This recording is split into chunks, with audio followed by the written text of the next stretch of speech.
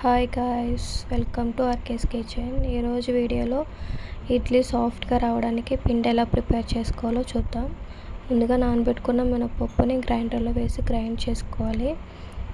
తర్వాత మనం నూక నానబెట్టుకుందాం. నేను గ్లాసు పావు మినపప్పు నానబెట్టుకున్నా.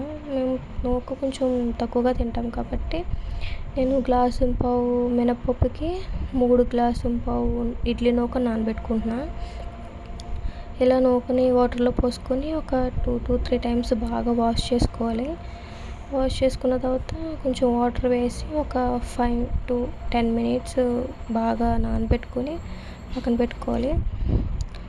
చూసారు కదా, ఈ పిండిని బాగా సాఫ్ట్గా రుబ్బుకున్నాను. ఎంత సాఫ్ట్గా రుబ్బుకుంటే అంత సాఫ్ట్గా వస్తాయి ఇడ్లీస్.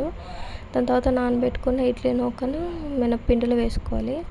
మనం బాగా సాఫ్ట్గా నానబెట్టుకున్నాం, అది రుబ్బుకున్నాం కాబట్టి పిండిని నూకని చాలా గట్టిగా పిండుకొని వేసుకోవాలి.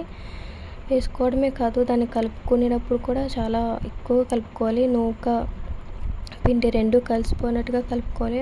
నేనైతే ఒక 3 to 5 మినిట్స్ బాగా కలుపుకొని చుట్టూ క్లీన్ చేసుకుని ఒక డబ్బాలో తీసుకుంటాను. నేను మూత గట్టిగా ఉండే డబ్బాలోనే తీసుకుంటాను. అలా అయితే కొంచెం మనకి 3 days వరకు కూడా ఎటువంటి పుల్లదనం లేకుండా వస్తుంది అనమాట.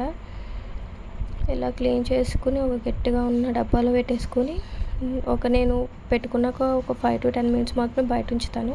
తర్వాత వెంటనే ఫ్రిడ్జ్లో పెట్టేస్తాను. పెట్టేసిన తర్వాత నెక్స్ట్ డేకి మనం ఎట్లా ప్రాసెస్ చేసుకుంటాం అంతే. Thank you for watching.